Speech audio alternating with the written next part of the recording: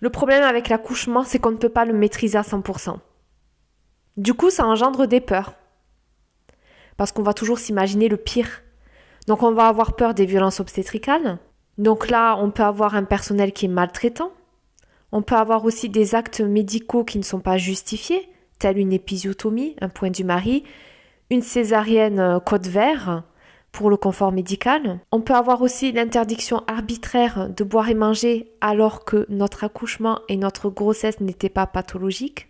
Et puis il y a aussi les peurs qu'on hérite, parce qu'on a grandi dans un environnement où les accouchements ils se passent mal. Donc on a peur de le vivre comme les lignées de femmes qui étaient avant nous, ou alors comme la voisine qui a vécu un accouchement hyper douloureux, sans péridurale, qui était au bout de sa vie et qui nous raconte à chaque fois à quel point c'est horrible de mettre au monde un enfant. D'ailleurs, elle n'en a pas fait d'autres.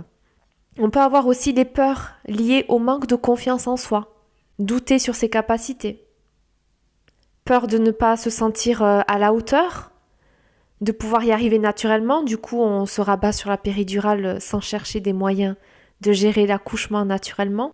Peur de ne pas supporter les douleurs des contractions. Peur de ne pas reconnaître les contractions, de rater le coche pour aller à la maternité et de se retrouver à accoucher sur la route ou chez soi par inopinance. Il peut aussi y avoir la peur d'être seul le jour de l'accouchement. De se sentir seul, d'être abandonné. Et puis enfin, il y a plein de peurs qu'on ne conscientise pas. Parce que c'est lié à des traumas très lointains. Et on ressent, on a comme une intuition, que le jour de l'accouchement, il est possible qu'il se passe un truc avec ça. Ça peut être des traumas dans l'enfance, liés à de la maltraitance ou à des sévices. Et ça reste derrière, on ne sait pas trop quoi faire avec ça. Mais rassurez-vous, malgré tout ça, et toutes les peurs sont légitimes, il n'y a pas de peur irrationnelle, il n'y a pas de peur non fondée, parce que nous sommes toutes différentes, et la grossesse que nous vivons aujourd'hui est différente de celle qu'on a pu avoir il y a 5 ans ou de celle qu'on aura dans quelques années. La solution pour échapper à toute cette souffrance de l'accouchement, elle est dans le programme Positivez votre accouchement. Là, vous allez comprendre votre valeur, vos capacités. Vous allez reprendre confiance en vous. Donc ça va vous permettre de surmonter tout le stress et les peurs liées à ce manque de confiance en vous. Vous allez être informé sur toutes les violences obstétricales, comment faire, quelles actions mettre en place pour vous préparer à l'accouchement afin de ne pas les subir.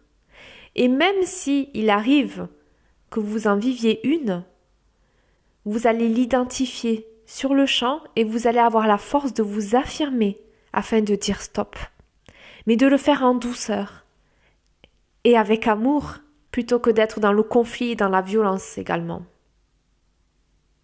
Et grâce à ce programme, vous allez pouvoir comprendre toute la notion de subtilité et d'énergétique, c'est-à-dire comment votre environnement, comment votre famille, comment la culture dans laquelle vous avez grandi impacte vos pensées, et aussi comment les mémoires cellulaires de vos ancêtres, donc la psychogénéalogie, peut impacter votre accouchement et quoi faire pour que ça n'impacte pas négativement cet événement. Donc je vous invite à descendre plus bas dans la page et à pouvoir vous aussi positiver votre accouchement. Vivez pleinement votre accouchement. Soyez actrice de cet événement. Ressentez de l'amour et de la sérénité en accouchant. Un accouchement serein est possible en structure médicalisée. Préparez-vous à vivre cette expérience. Positivez votre